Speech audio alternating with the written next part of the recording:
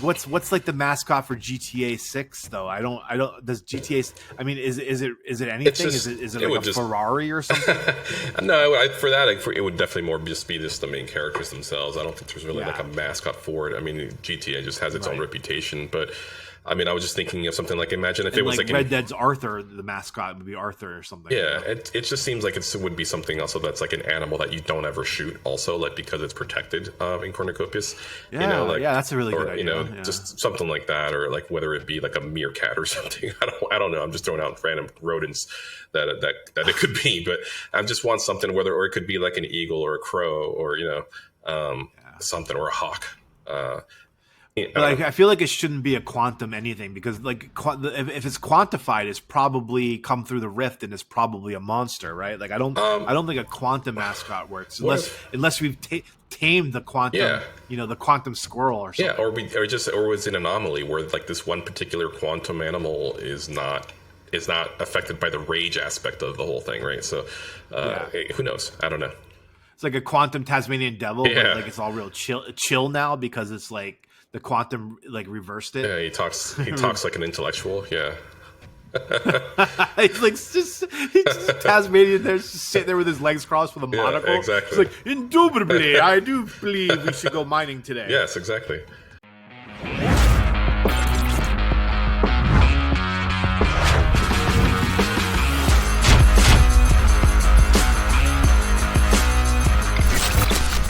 Welcome to Around the Corn, presented by the Knights Guild. Thanks for tuning in. Smash that like and subscription buttons. It's the best part of Eddie and I's day.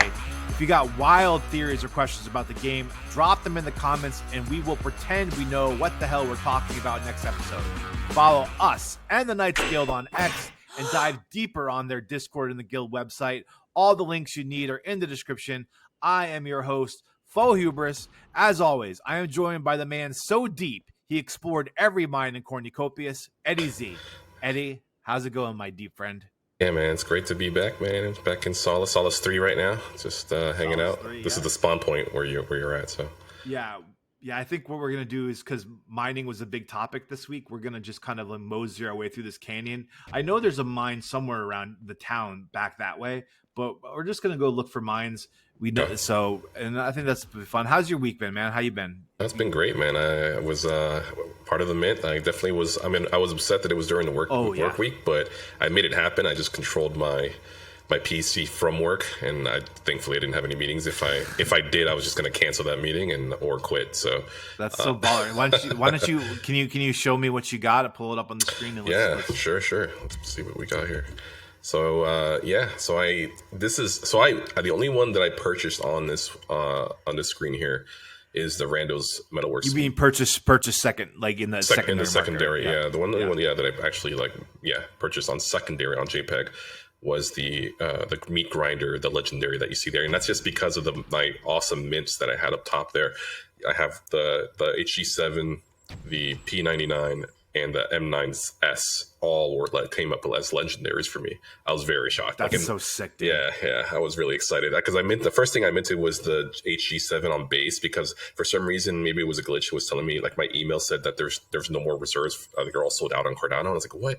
So I minted on base first, and then I tried again, and I got like a comment on the HG7, and then I got the M9S defense first as like my legendary. I was hyped at work. I was like, yes, let's go. And then you're like screaming at your desk and people are like, what's Eddie doing? Exactly. Like, let's go. Let's go. This is what we need. And then they were like, what the hell? And then work got extremely busy. And then I came home really, really late. It's like 10. I think at 10 o'clock, I decided, let me just, screw it. Let me just try and mint one more. And I think it was I ended up getting the P9. No, was it? No, it was the HG7. I minted again, and I got that as a legendary. And I was like so hyped. And then I waited about an hour and a half later at like 11:30 that night. And I decided to mint one more. I was like, screw it. Let's just go with it. I got a legendary P99. So I was like, you gotta be kidding me right now. And then I just said, screw it. Let me just buy the meat grinder legendary and just have the set. I mean, that's quite the run. I mean, 3 legendaries from the mint. I mean, and you didn't. I mean, how many guns total did you mint? And I mean, to get like at a hit rate like that, that's really fortunate. I mean, I only minted one. Because I don't think you minted a lot of total guns, right? Like you, just the 7. I mean, I minted 7. I got 4. So 3 out of legendary. 7 is legendary. I thought I was doing well because I minted 20 guns and I got here. Let me pull it up. Yeah. I got 20 guns and I got 3 legend, or no, I guess I only got, so the 20 I got 1 last mint, so I only got 2 legendaries out of the 20 I mint, and you got 3 out of 7. Yeah, that's pretty sick. Now I did think I still did well because of the 20 guns I minted, only 7 were common, so I got a good, I mean I got 1, 2, 3, 4, 5, 6, 7 uncommon, so I got as many uncommon as I did common. That's pretty good. I got 3 rare, 2 legendary, no mythic. So the one thing though is that you have a good arsenal of stuff, and at the same time I feel like they could sell these in the future once you have your own gun store, right? So yeah, I was talking to somebody about this today, and someone told me that what they do is they mint, and then if they get like a good one, they'll sell it to pay for their mint, Yeah. And I get that, but for me, like I want to wait for like a real NFT cycle to happen before I even think about like selling any of these, because like I don't know, like it's just no one knows what these are going to be worth. No one knows. I mean, like we assume that maybe they're not going to get their ADA back or whatever, but we saw NFTs go crazy before, and it's only reasonable to think that it could happen again, especially if it's combined with like a gaming narrative and an NFT narrative. So I don't know. It's not financial advice. It's just my own feeling that I also feel kind of attached to them. Like I like the feeling of looking at my horde of NFTs. It's in dark times, it's a good feeling, right? So yeah, I know. And then you were also telling me something about the policy stuff. Oh, well, okay. I wanted to ask you about that. That's really interesting. So like, I heard someone say to me something about, and I don't really understand what it means because I'm not like as tech savvy as other people, but like, someone was saying that all the guns are under the same policy ID, and that they could see that being like a problem in the future. And like now, does that mean that it treats like all guns like they're really the same NFT? Is it like the same supply? Is that what that means? Or like I don't know. What is the issue with it? I don't really get it. I was very surprised that it wasn't a separate policy ID number. I don't know what. Like you were real quick. You were thinking that it would be a policy each gun for each gun.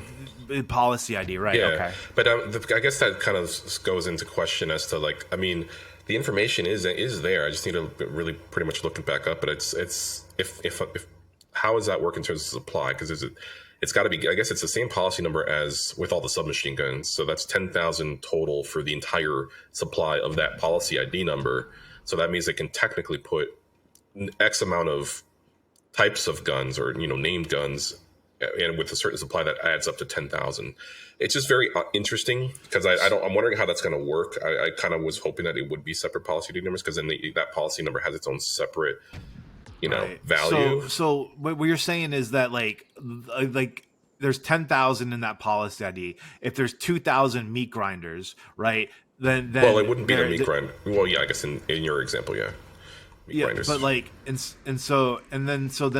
it's like, but like there's no way to discern like what the supply actually is of the meat grinder, because it's all lumped together in the same, even though like they say it's X amount and we believe them, but just looking at the policy ID, it actually looks more like there's 10,000 of them, right? Is that what you're saying? Yeah, like if a new shotgun comes out, for sure, like it's just then that just lumps into with the meat grinder. So I'm kind of curious how in the future the market will play with that. Like, will the meat grinder have its own set floor price, and it can be comparable to the other shotgun that's out there? That comes out in terms of an NFT form. It's very interesting. I don't know. I'm not sure if is that something that they can. Because I don't think these are closed. They can edit this stuff, right? So I don't know. They could. That's the thing. I mean, it's already been minted on there, so that's the thing. It's already on the chains. That's how it's been labeled. It's also one of the frustrating things for me, I think, is more so just like looking up the guns, because like now like you have the Kimura M9 mixed in with the Asuna Armored Mordred MK2 rifle, which is also a submachine gun. So it's like it's kind of hard to like, I want to find the one gun that I want. It's like, and now they're all mixed, jumbled together, and there's no real filter right now on JPEG. I'm assuming yeah, I guess you could probably, if in their own marketplace, right, on Kopi's marketplace that they plan on having out, I would assume it'd have a better filtering system, because right now it's kind of annoying to purchase or just to look around, and because they're all lumped up into the same category as submachine gun. I learned something important today or this week too, and this is just like a cautionary tale, that I was looking to buy some nodes on OpenSea, and it never occurred to me that there were fake nodes on there.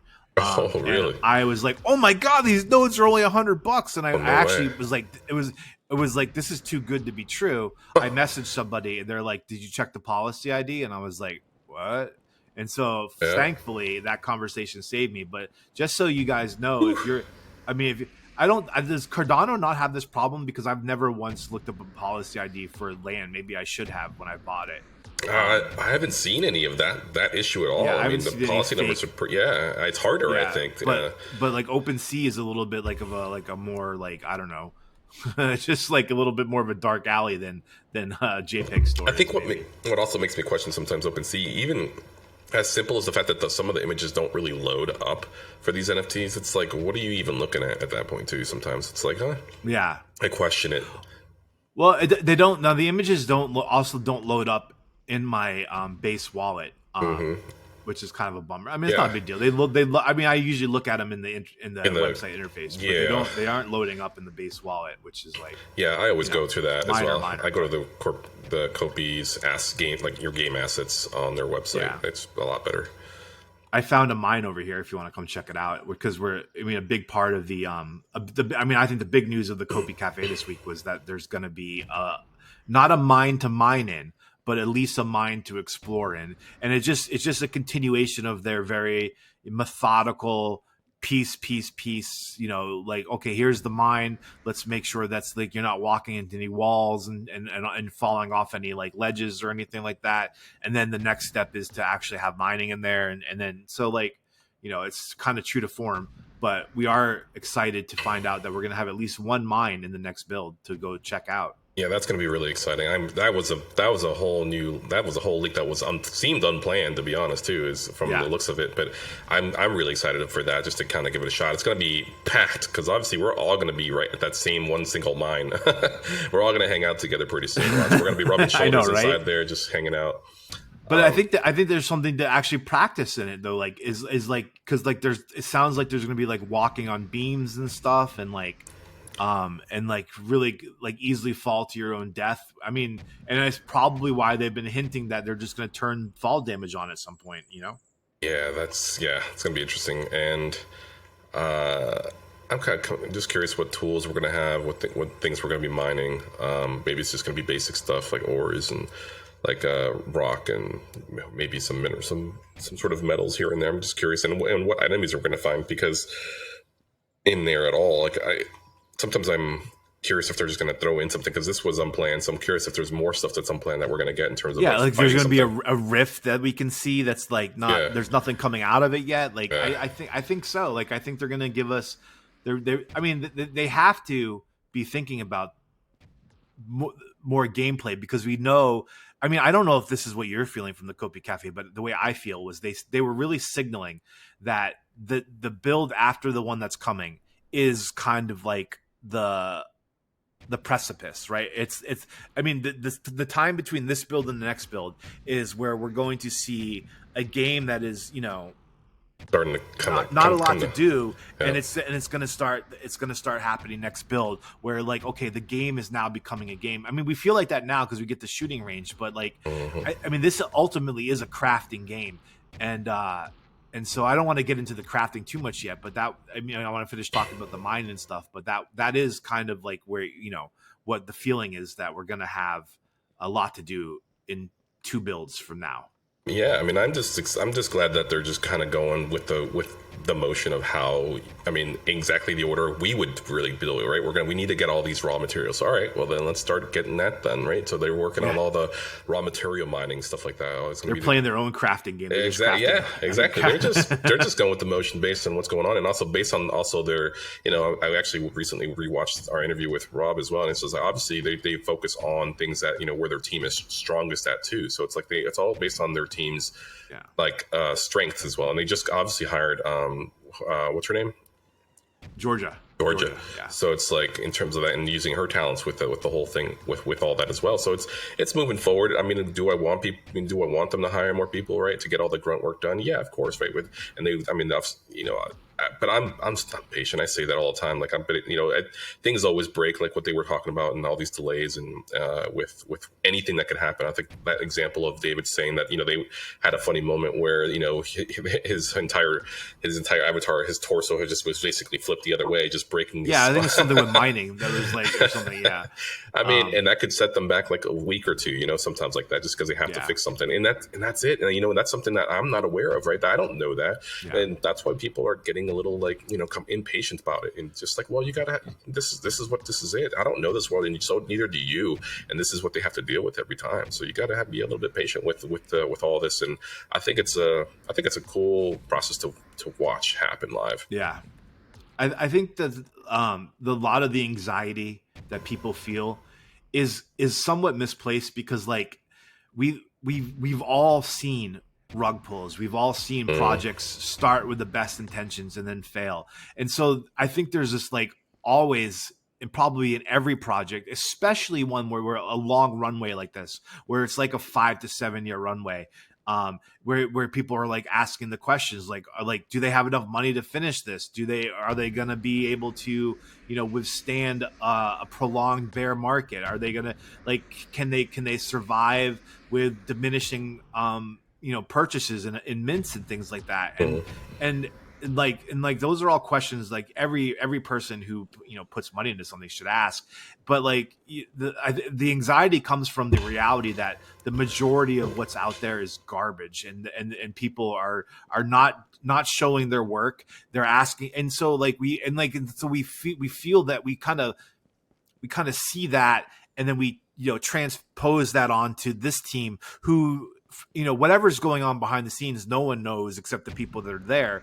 But, they're showing their work. I mean, it's not moving we would all like it to be done instantaneously, right? But then if they could all be done instantaneously, then there would be 1,000 games like this, and there'd be no value to it, right? So it's like, the fact that it takes this much work and this much time is why, ultimately people are going to be rewarded for their patience, I believe. Yeah, and that's I always say it, we're on the other side of the spectrum at this point, right? We're the ones that we're those the investors, we're the VCs of like Ubisoft and EA, the people who want the games to be just pushed out with just to make a quick buck, Yeah. But we're on the other side now, where now we see the struggles on their end, right? Where some people here are impatient about, wow, man, I want the game out now. Like, yeah, I get it. But he's like, you're going to have to wait. It's like, yeah, but I can't afford it. It's like, yeah, well, I mean, this is what it is. I can't really and that's why I'm glad that they've mentioned about the fact that they're using AI, whenever they can to kind of improve certain stuff like that in terms of time, just to kind of help them out. I love that. But I mean, it's like, they obviously don't they're not like a public company. They don't have to open up their books, Yeah. I mean, it's like, and it's probably unfair for us to anyone in the community to assume or ask that. But they do. I mean, I do think they signal that things are fine. Like they mentioned George's name like a dozen times. They to let you know we hired somebody new. Companies that are about to shut the doors don't hire new people. They don't talk about the not only this build, but the build that's probably 3 or 4 months from now, right? I mean, and they didn't. That's my timeline. They didn't put a timeline. Who knows what it'll be? Maybe it's less or more. But while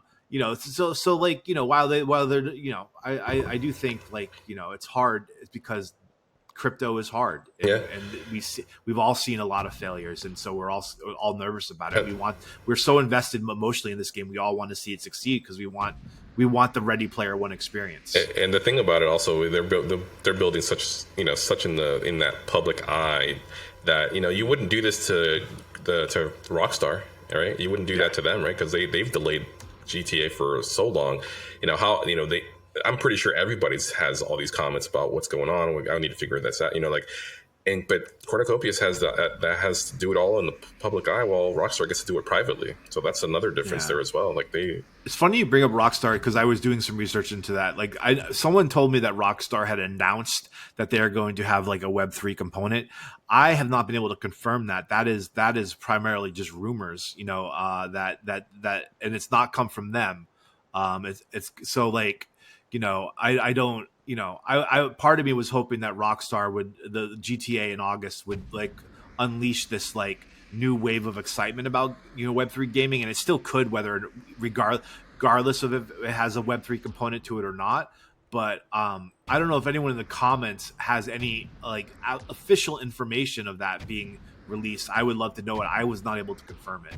I don't know about that, but I've always said to myself that GTA is kind of one of the games that we're going to basically be competing with, and honestly, like not really too much competing, because obviously GTA has a certain niche for their demographic, right, in terms of who they're getting to play. This is a little bit more PG, right? We're not stealing cars and we're not robbing banks. We're not doing anything with drugs and stuff like that. So it's like it's definitely a little bit more. It's like the same. We don't know concept. What the terror are into. The terror down true. there. They could be down there doing all kinds of stuff. Yeah, so. And I'm curious, could we be succumb to their ways and join Terra? You never know. I don't know. They might look good down there. You never. They're like having more fun down there with all their booze and recreational substances. Yeah, all the contrabands. Yeah, exactly. Back to the mining a little bit though. There was like I remember I was at this last episode we saw it was a leak, I think this one, of the mining store with like the pickaxes and stuff. So like that was pretty cool, right? It was the old snake avatar. Remember the old snake avatar was in it with the hat and the weird red eye. Oh, I'm trying to remember this. I actually do not remember this. Yeah, it was in the. I don't know if it was this last one or this next one. Holy moly, dude! You got to come where I'm at right now. Like this grass right here is like the most beautiful. I mean, we're far apart from each other, but like, gotcha. This area I'm at is absolutely stunning right now. It looks like I must be on quarry side because there's like it looks like a quarry over here. I'm running over and flying. Yeah, but.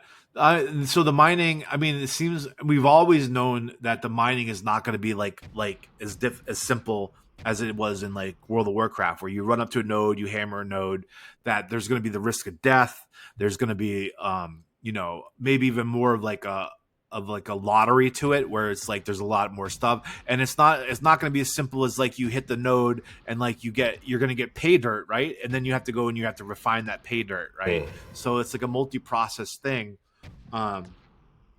Which means like if you're gonna have like a land plot near a mine, you're probably gonna want to build like a refining zone there, like some kind of crafting bench there for the refining.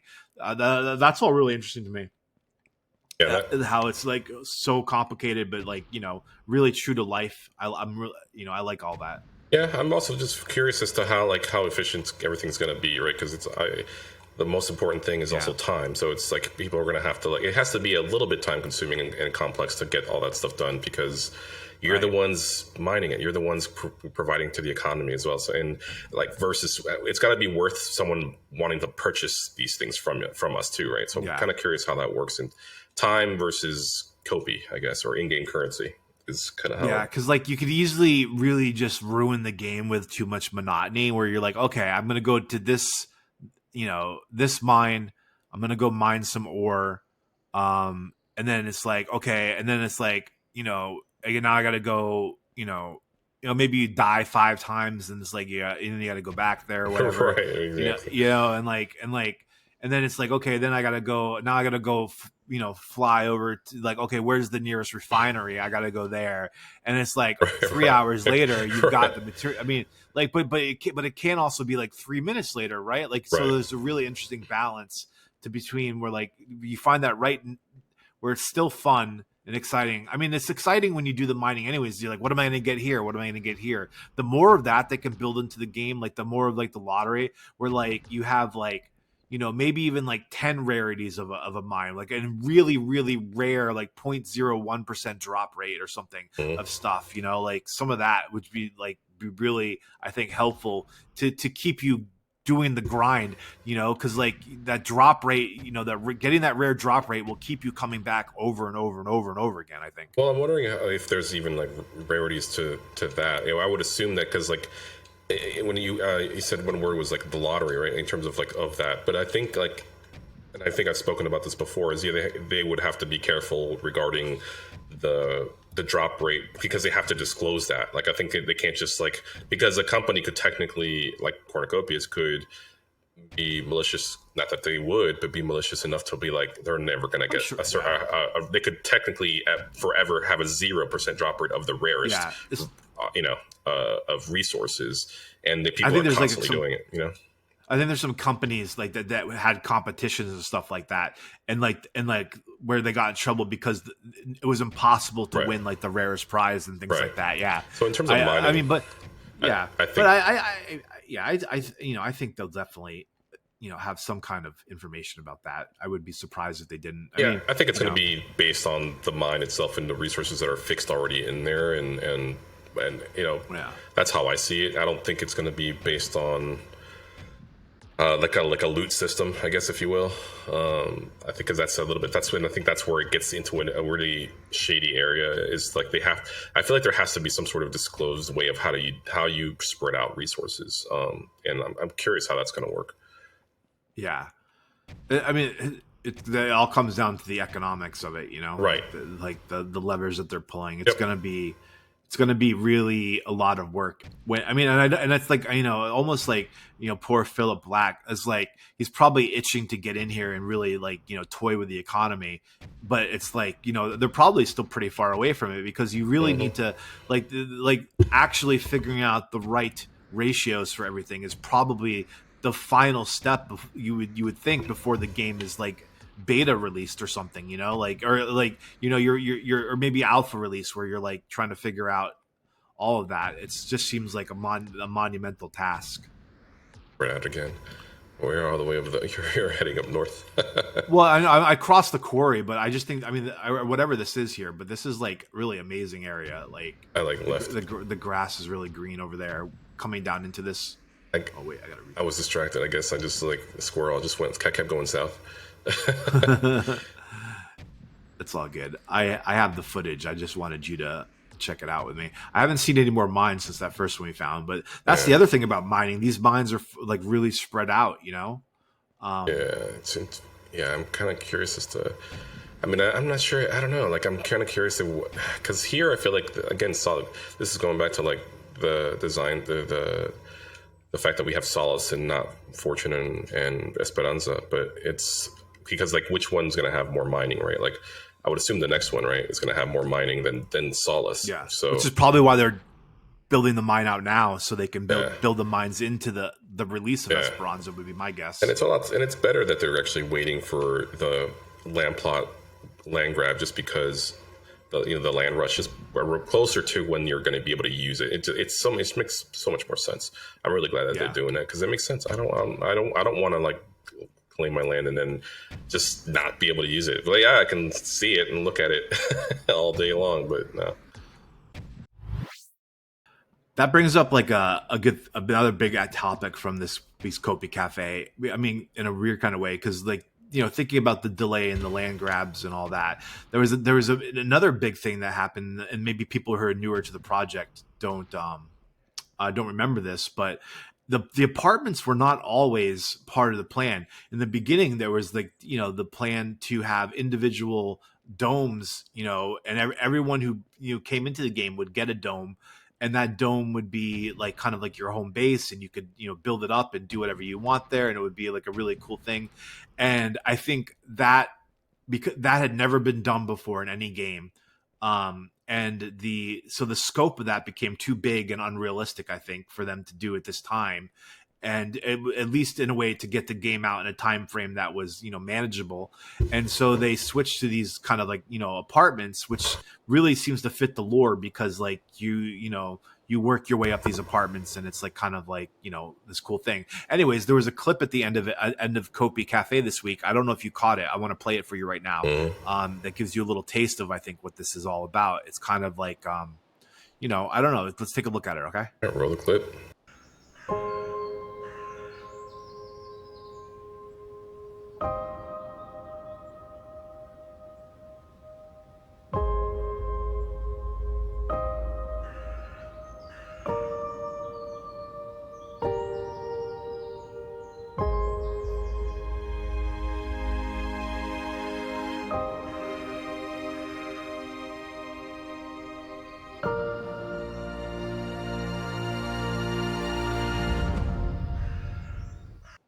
So I know that's just kind of like a little taste right there.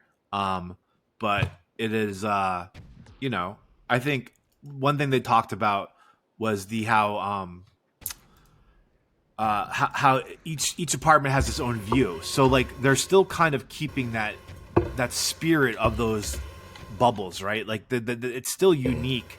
It's not like a lot of games would do, where you like, that gives you an apartment, everybody gets the same exact apartment, it's all the same size, and you look out the window, it's the same view. Like where you are in the building is where you are in the building, like that apartment. The view that you have, whether it's overlooking like a park or overlooking like the clouds or all of that, it's gonna be different for everyone. And so I really think from the way they talked about it, it sounds like it's like a monumental task in of itself, on a smaller scale than the domes would be, but it's still never been done before. It makes this game incredibly unique that if they are able to pull this off the way they envision it.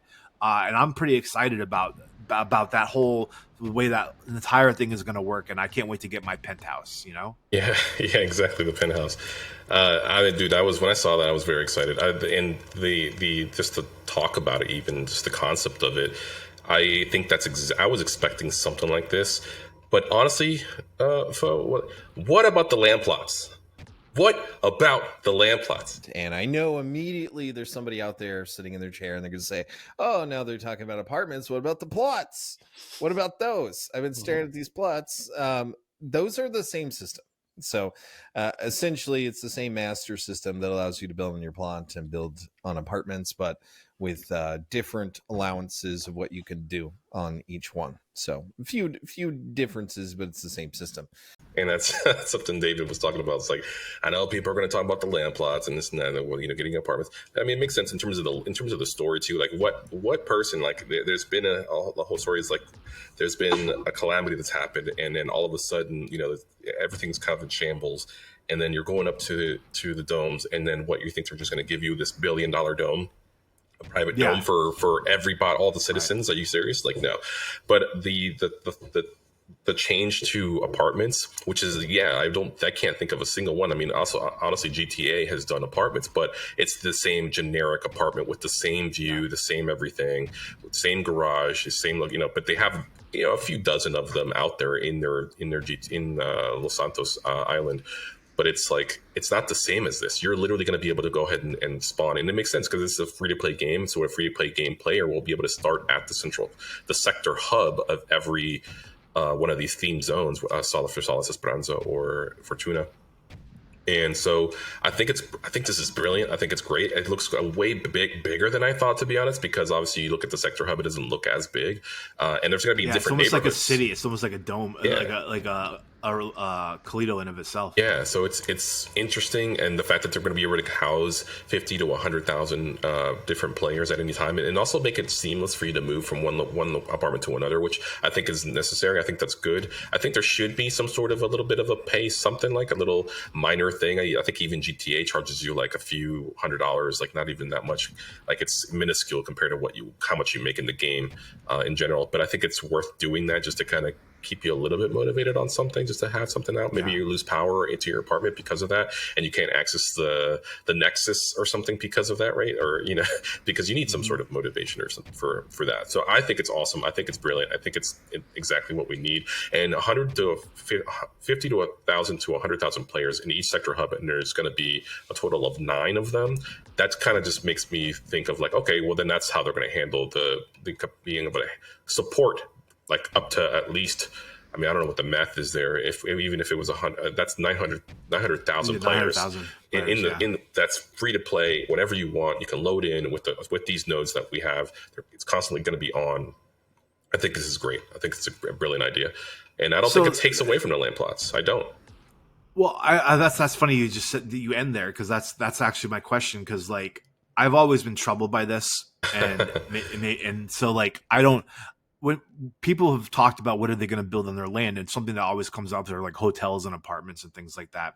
And I personally don't understand why anyone would choose to stay at a hotel, like and pay to stay at a hotel, if they can just go back to their dome, unless like it's like a really monumental task to get back to your apartment. And if that's the case, isn't that kind of a problem too, right? Like do you really want like an hour of your gameplay being traveling from your apartment to wherever you're going, right? So like I don't fully understand how apartments and hotels on your land are going to be something that has any like value, and maybe they have a plan for that, and I don't, because they haven't talked about it yet, how to create demand for things like that. But like I don't know, what do you think about that, Eddie? Like do you, I mean, would you, if you're playing this game and it's the difference between like like going back to your apartment or paying 200 game credits to stay at a hotel, wouldn't you just go back to your apartment? Well, I would probably rather stay at a hotel, especially if there's like, let's say, I have to, it's an event, like a certain event that's going to take maybe a week to do in a particular location. And if you were to happen to die and pass away, or you're spawning at either your apartment or like a hospital location at a town, regardless, then and you lose certain stuff, maybe you can save, maybe you can store some stuff in these locations before you go out there, because you want to change gears at the same time. So like I think there is value there as to what and how that looks like. It just really depends on what the cost is for dying. I mean, that's the thing too, because it does take some time to go from, like, look at us right now. I mean, we've only been in the top 1/3 quadrant, like 1/4 of the quadrant of this entire Solace 3 right now. And we've been out here, and it takes some time, even with the jetpacks. I mean, we're scaling mountains, but for the people who don't have the jetpacks and they're starting out, like but we already know it takes 30 minutes to get across the one dome. So you can think of at least an average of about 5 minutes at least to get from the sector hub to take the monorail over to a Solace to complete a mission that you got to do, and then come right back. Because I don't think it takes away. I think it adds to it. And not everybody's going to be doing that whole like hotel thing, right? Like I don't think that's going to be a thing. And maybe it might not even. I mean, I would assume that it might not be as big of a thing as maybe the other crafting locations or stations that are going to have with, like, for sure, like being a blacksmith or something like that. I think just like listening to you talk and me thinking about it, like ways to create demand for a hotel might be like, okay, you're staying at a hotel that's like a 5-star view and like a really beautiful location. Maybe that gives you a buff because you're staying there instead of your apartment, right? Maybe staying at a hotel is like, okay, well, now you're closer to where the rifts are, so you can get there faster, because like if you're coming from your apartment, maybe it's like a problem, maybe the rifts are getting closed too quickly and you're not getting those rewards. But I think the best way to create demand for hotels on your land would be that if you die, the cost should be that you get sent to the nearest hotel, right? So there's a land plot maybe 10 kilometers away that has a hotel. It sends you there, and it charges you based on, like the quality of that hotel, and maybe the distance you had to I don't know, but there's some cost and that goes to the hotel owner. That's the cost of death, is that you were ported to the nearest hotel, and you were charged some reviving fee by that hotel or something. Yeah, that's a good one actually. That would be kind of nice. I didn't even think of that. I did like the idea that you brought up of you get like a bonus, because if let's say you start off and you're staying at a hotel, you do maybe get like a health bonus, or you regenerate faster at a faster rate because for like a certain period of time. Like say for the next 24 hours, you're allowed to regenerate maybe maybe like 10 health more per second when you get hurt. So it's like a little bit faster regen because you stayed at a hotel versus someone who doesn't. Like, I don't know, that could be something. Or maybe you get a shield because of that, because you get like a little bit more of a shielded type of health, like on top, like an armor type of health on top of your health. That would be very interesting. I didn't think of that, but that boost you get from staying at a land plot location. Yeah, I mean, so I do think there are ways to create demand for it, but I still think ultimately, it has to be if people can build hotels and stuff on their land as an option, there has to be a game mechanism to create demand for it. Otherwise, I think the majority of people, if they can just get back to their apartment in 5 or 10 minutes, are going to choose that, right? Like, I feel like it's going to take 1 to 2 minutes just to get back to like wherever you are to a city, and then you're going to have to take the monorail down, wait for the monorail, and then go back to the city, and then get to the apartment. I mean, it's going to take 3-4 minutes just to get back. So why not just stay at a hotel, especially if and what happens when you disconnect too? Like what happens if you well, that's what I was just thinking. If you log out mid-game or disconnect, what happens to you? Like, maybe you don't spawn right back there. You're going to spawn, wherever, either in your apartment or somewhere else. Yeah. And so imagine the cost there. So you just spent a little bit of time. So maybe, and of course we want to speed it up, right? We don't want people to like have to deal, but at the same time in GTA, you're dealing with traffic as well. You're going from like the north part of the island down to the south side, to the actually downtown of the city of Los Santos. So it's like it's people, as long as it's fun and you're doing something, people will do it. It's not getting from point A to point B. It's how you get there, right? It's just it's that travel at the same time. So if it's fun, it's not a waste of time. But if it's a big time consuming thing, then I don't see why people would do it.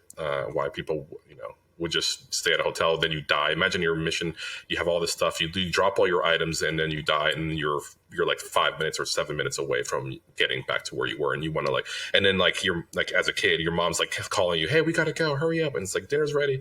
Wait, mom, I gotta get my shit. I gotta get my stuff. I'm sorry, mom. And it's like 7 minutes later because he's trying to grab his stuff, and then he rolls out. I don't know. I think another way to make travel really exciting would be and thinking about the way, because Red Dead Redemption is like that too, where you ride that horse for a long time sometimes to get somewhere, but along the way you're getting hit up for quests. Yep.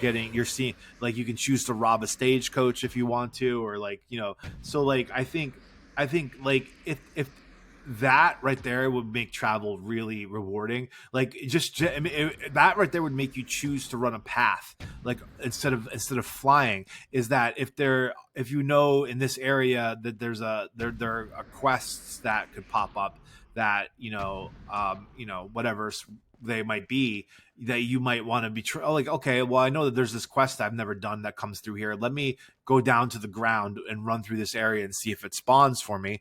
And then I guess I wasn't even thinking about that, the way Red Dead makes the travel and then you sometimes, look at that, there's a bear over there. Let me do some quick hunting real quick. It's just make it part of the game. Honestly, that's kind of how you should. That's how I think most game developers should handle certain things. Like if there's a glitch, for example, and I think I saw this recently in a video on YouTube where it was a great solution. It's like there was an exploit that happened in a particular game, and they're like, oh crap. And then next thing you know, because I think what game was it? I think it was probably The Witcher, where people could do a particular thing in the very early on of the mission, and then you got you could get, basically you can level up your character pretty high up in the early game, and then that's an exploit right there. But then what they ended up doing, I think it was killing cows or something. You were able to kill cows, and then eventually your skill set would go up to the max because of that after doing certain amount of that, right? What they ended up doing as a fix, they did an update, and then as soon as you killed maybe 2 or 3 or 4 cows, a massive cow monster would come out and kill you and try to kill you, and so they added something to the game because of that. So even though yes, that you could still do that after a certain amount of times you killed a cow, they just added a whole new boss into the game early on to come and get you, and it looked like a really fierce monster. Like it was no joke. Like you had to really take him on. So they fixed that. That's how they added it to the game. They made it fun, actually. So this like reminds me like the movie Twister, where like there's a cow flying by in the tornado, and it's just like yeah. But yeah, I think that's a great solution. I think those are the creative solutions I think that the team should add on if there is an exploit regarding something. Just throw in a boss battle there out of nowhere, just to fight up people off of it. You know, they die and then they're done, and then that exploit is gone.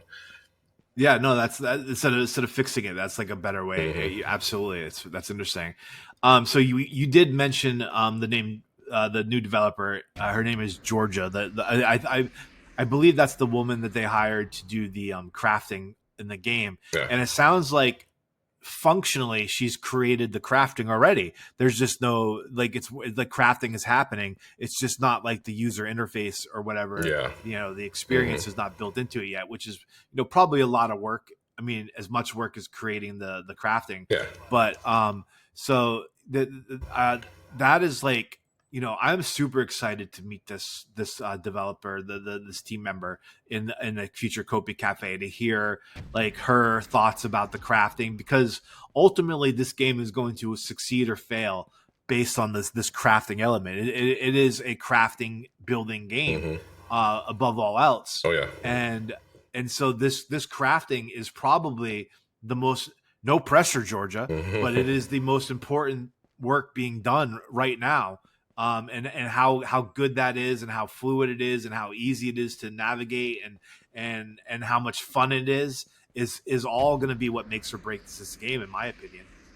Yeah, I mean, every game, I'm kind of curious. I kind of wish we could go through like a video montage of all of the different ways that games do like mining and chopping wood, like from all of the crafting in games like that. So just to compare as to what actually makes it fun.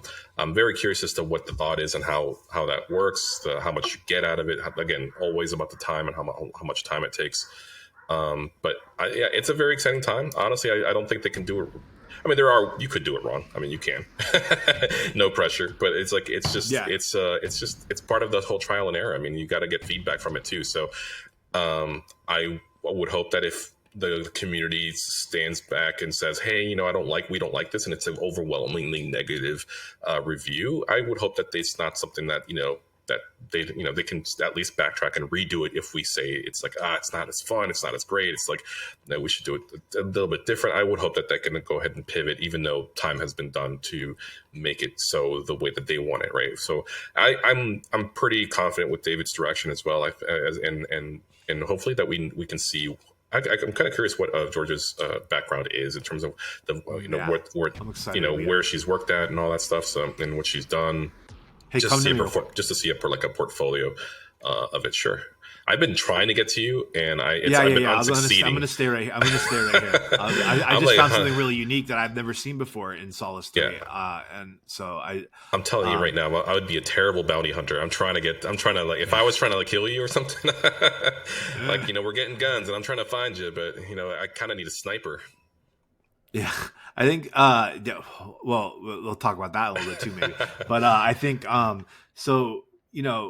think the crafting is going to be a lot like the Avatar Builder, where it's like Avatar Builder 1, Avatar Builder 2, Avatar Builder 3, because it's like, and maybe in the beginning it does kind of suck, because they put like they did with the Avatar Builder, where you could really overdo it. Like, yes, you could like, and you're doing these little tweaks that you barely even noticed on the face and things like that. Right. And like, I can see that being something like with the builder or the crafting mechanism, where they like, okay, let's just shove everything into it, and then like kind of pare it back a little bit. Like, what do you actually need to do? Like, do you actually need to polish it, right? Like or whatever. Or do you need to do the sanding, or do you need to do like, do you need to like forge the nails, or whatever it is? I say overdo it and then pare it back, right? So make it monotonous, and then be like, okay, this is what people like about it. This is what people don't like about it, because they probably, I mean, you don't even really know what people are going to like about it, you know, or so like. I think that's probably the way I would encourage it to. I would want it to be done is like the way the Avatar was, and then by crafting version 4, it's like this thought out project experiment that like it's all the stuff we like to do and none of the stuff that we found boring, and then it's like a really organically built aspect of the game. Yeah, I'm just curious how it's going to look in terms of the visuals, because like some games, they you chop a tree and the tree just shatters and disappears, right? And then if you got the stuff in your hand in your inventory already, or does it fall to the ground and you have to pick it up?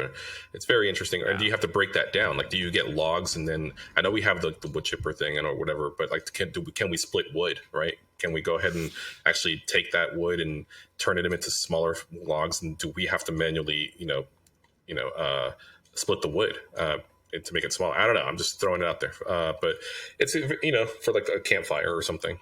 Because it's not ready like that. Like in World of Warcraft, all it was is like you hear like a little and the hands just do this. Yeah. So we know it's not going to probably be that, right? Like you're just like, and all of a sudden, poof, you have like a armor. Yeah, you hear like a hammer and nails and exactly, right? Like I do think when you did blacksmith, you had to be near a forge or something. I think so. Okay. Check this weird land formation out. I've never seen this one before. Yeah. It's like this weird little land bridge, but it's very small hole carved out in it. It's kind of interesting. Yeah, this is where I would try to maybe get away from the rain that never happens here in Solace. Or maybe this would be who knows? Maybe a bear could make this his home. Yeah, there's no land plots. Oh, there's one land plot over here that's a small. So no, there's one. Okay, there's one there too. I would have a bear spawn here every so often just because of this. Yeah, right. Yeah. But you could see like a rift forming on top of this thing. Oh like, yeah, that's something that like, too, 100%. Oh yeah. Yeah. I can see that happening too. I'm curious as to what, again, I'm always talking about terraforming. I'm curious how much terraforming there is. Like, if there is a rift up here, will it actually damage this structure a little bit?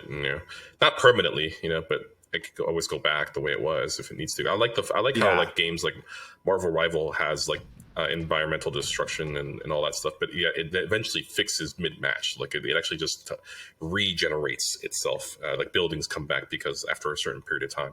I wouldn't mind. I mean, it's a game. I'm not going to really like fuss about the fact that a structure got destroyed and it came back. But I don't know. Again, I'm not a game designer or into coding and all that, so I don't know what it takes to do that type of stuff. So it must be pretty daunting. Yeah, we had a couple questions this week. We love that we've been getting questions and comments. Yeah, keep them coming. So the first one was from Mr. Taylor.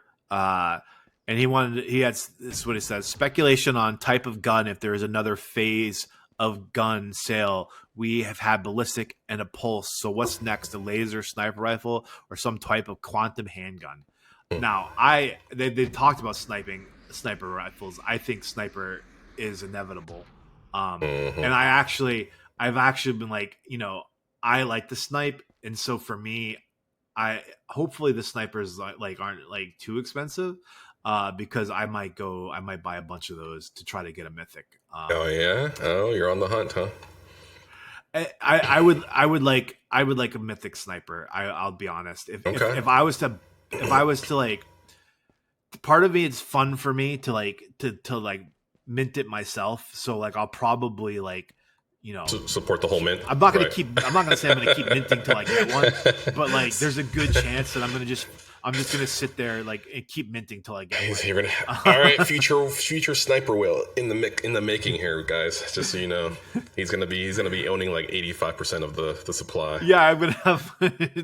They're gonna be like looking at the charts and they're gonna be like, "Why? Wait, what's going on here? The sniper rifle sold out in 18 seconds, and I'm just sitting there like a pile of the sniper rifles." And meanwhile, like I have no car because I sold it to like buy my sniper rifles for me. Hell, the only way we're all gonna be able to get a sniper is through Faux. What the hell is that you're on? You're just like a random. I have no idea. Rock? I have no idea how this rock structure got formed, but it's very interesting. Like from a distance, like I'm like, what? How did this happen? how did this rock formation go straight up? You know, we don't even know. Maybe it's a fossilized tree that we don't. You know, it's like the trunk of a tree. Yeah. I mean, this is wild. The rock structures that are around here. It's really interesting. Yeah. What do you think though? For the question that Mr. Taylor asked us, do you think there's going to be a quantum weapon in this mint, or maybe that's like a future mint? I think it'd be more of a future. I think that I would assume that they're going to start with mostly just like well, I think it would be a pulse and a ballistic sniper. I would hope that it's a sniper coming up, and maybe a pistol. There's always like a free mint. It seems like every single time, which makes sense. I should mention that Josh in our comments mentioned, he corrected us from an episode ago or 2 episodes ago. I don't remember which it was, that there is going to be a base only mint. It will be a free mint. And it's part of their partnership with Superverse. So it's going to be, so that makes a lot of sense to get people off their butts to make a base wallet and to go over there and connect it to theirs. You know, once you have your base wallet set up, I mean, it's pretty easy. Yeah. So, well, that's awesome. That's good to know. Oh, whoa, my mouth went crazy. Okay. And frankly, I like a little bit of that it's in USDC, not ADA. So like, I don't have to worry so much about the fluctuations of ADA. If like I have like, you know, I'm going to buy, you know, a bunch of ADA for this mint, and then it's like, but ADA dumps in the middle of like, you know, in phase 2, right. And like now I'm like, well, now I need to go put more ADA into it. I do kind of like that it's in USDC, that I can be like, all right, I know I'm gonna spend this much money, and that's it, and I don't have to be like, I need to add more because ADA is tanking. I've had the same thought as well. I have been putting in more ADA and minting more on ADA, like this phase 2 mint. So I do sometimes prefer the USDC route as well. So because of what you just said, I'm running out of ADA. I gotta fill it up again. Yeah, and it's faster. Yeah, 100%. That's the one thing that's frustrating, right? It's like, come on, like I want to mint the next one before it goes away. Like, you just never know. Right? I got that anxiety of like, oh my god, because like I was thinking of my mint. I chose the HG7 machine gun first because I was like, man, maybe which was the more popular one? I don't want to miss out. That's what I did too. I chose the meat eater because I thought it was the meat eater. Okay, great. Grinder. Yeah. And I chose that. And well, the fact that I got an email, which probably was an error, I got an email saying that the HG7 was already sold out on Cardano. Like, it didn't reserve. I was like, what? So maybe it was an error. And I'm glad I minted again, like later on, to check it out, and it worked out. I'm curious what the next mint is going to be. I'm hoping it's a sniper, and I'm wondering what the free mint's going to be. Which honestly, free mints are kind of, they're going down. Like, I mean, I think like there's only supposed to be like 1,200 total of the Born Elite pistol, and I think only 700. We're probably like just under 700, I think, of that pistol. So not all the pistols for the Born Elite were minted, and I think what was the free mint this come around? There was the pistol. The Born Elite pistol was the free mint. What for this recent phase 2? Well, there was no free mint. I think it's one per sale. I don't think there was one. It's not one per phase. Oh no. Okay. I thought it was. No. Gotcha. So there was the last in phase 1 of it, there was the pistol and then the OG jetpack. Maybe that's why. So the other question we had was from our longtime friend of the show, Corny G. Yeah. Corny famously appeared one day and raced with us, I believe, and it was a lot of fun.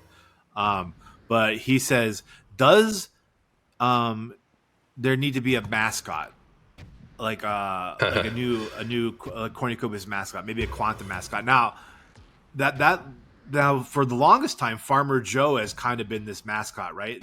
And they have referenced Farmer Joe in the audio that's in the hub, right? Mm-hmm. Where there's, or no, is it in Kalito where like the guy's like looking for a farmer that, you know, whatever, they reference him, so they have not forgotten about farm. And then there's the question of the people who found the Farmer Joe NFT, like at Rare Evo a couple of years ago. They got a Farmer Joe NFT if you found them in the demo, I think.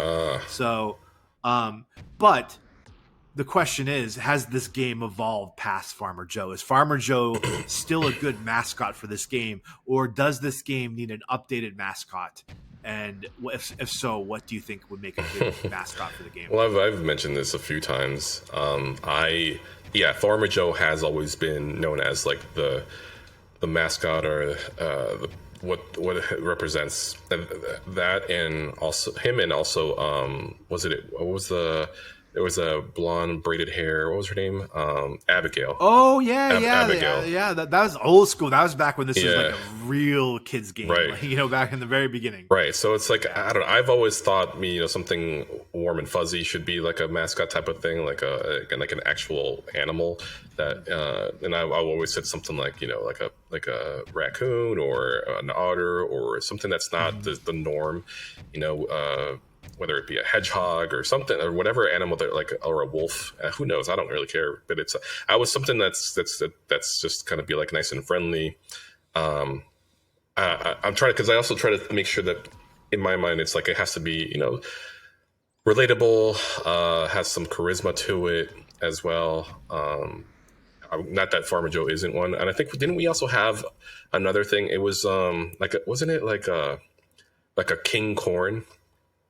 Wasn't there something like that, right? Yeah. That was there too. I just think that they don't use them. The king corn as well was something as well. I think there's a really fun way to tie in all these old ideas that maybe have outlived their usefulness for the narrative, and with like a storyline or something, or like a king corn pet that we can earn, by doing like a quest line or something would be really cool.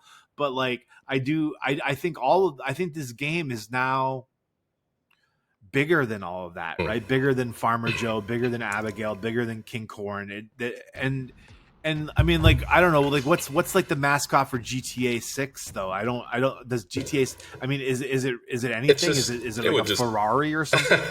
No, for that, it would definitely more just be the main characters themselves. I don't think there's really like a mascot for it. I mean, GTA just has its own reputation, but I mean, I was just thinking of something like, imagine if it was like Red Dead's Arthur, the mascot would be Arthur or something. Yeah, it just seems like it would be something also that's like an animal that you don't ever shoot, also, like, because it's protected in Cornucopias.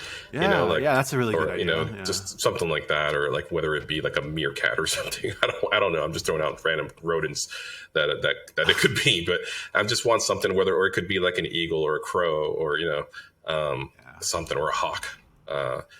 But I feel like it shouldn't be a quantum anything, because like if it's quantified, it's probably come through the rift and it's probably a monster, right? Like I don't think a quantum mascot works unless we've tamed the quantum, the quantum squirrel or something. Yeah, or was an anomaly where like this one particular quantum animal is not affected by the rage aspect of the whole thing, right? So who knows? I don't know. It's like a quantum Tasmanian devil, but like it's all real chill now because it's like the quantum like reversed it. Yeah, he talks like an intellectual. Yeah. He's just Tasmanian there, just sitting there with his legs crossed with a monocle. Exactly. It's like, indubitably, I do believe we should go mining today. Yes, exactly. Right this way. So oh my God. It's like, oh okay. I don't think there's any better place than to end on that joke. Do you have any final thoughts for this week? No, just the fact that I was looking at numbers, and again, I think that in terms of right now, the rarest asset that I think Cornucopias has is the Luna de Lusso Celine backpack. I think it's currently, there's 97 on Cardano and 76 on base. So I think that's one of the rarest ones. I just want to throw that little factoid out there. Is that one coming back though? Could that one come back? I don't think it could. I think it probably can come back as like a maybe in-game currency one for the lower.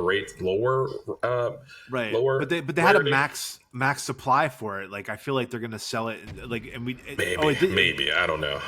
Was that the max supply? I don't remember. I know it sold out real fast. It did, and I don't know if it would ever come back out. To be honest, I'm kind of, hey, developers, put it in the comment. Let us know if you think it's coming. Anyone knows if that was the max supply for those, or if it's ever coming back. Let us know. Yeah, so I just wanted to throw that little factoid out there. That's all. That was all part of my thought. And also just make sure you claim your Copi from the Copic for staking on the Copic stake pool, and you could just go to Drip Drops and claim those rewards every epoch. I made my own stake pool, by the way, for the nodes, and it was not that the hardest part was enabling the port forwarding through my thing. Once I figured that out, Scruffy makes a great tutorial on it. Okay.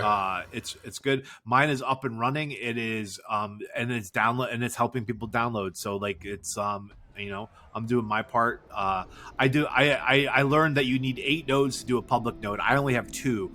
I do not know. People have asked me if I'll be doing a public node at this time. Probably. Oh, you not. need 8 to make a public node.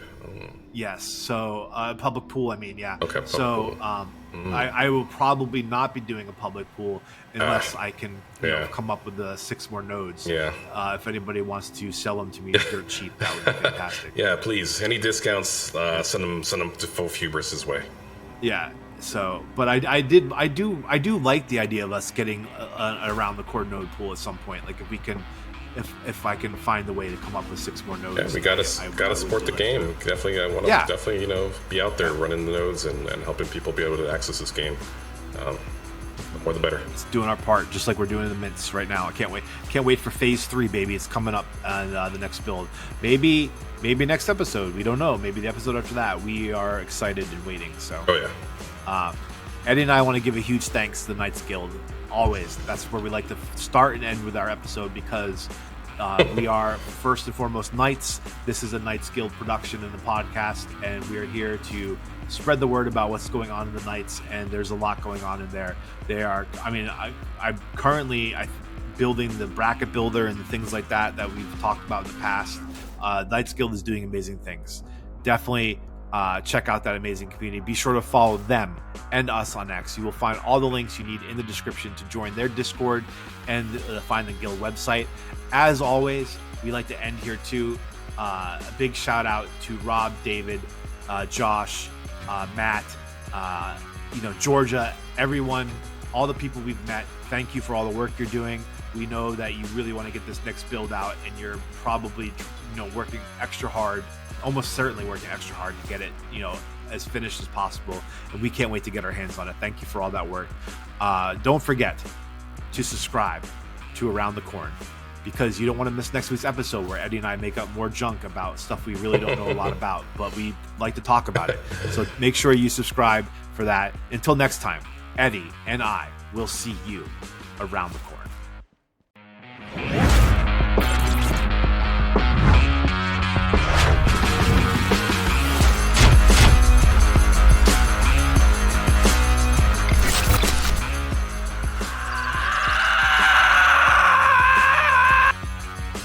I don't remember who they were from. I mean, I don't remember who the second one was from. I don't know who it was. Let me break right there. The question from who cares? I had 2 of them. I don't remember which is which. The question. So yeah, that's going the bloopers right there.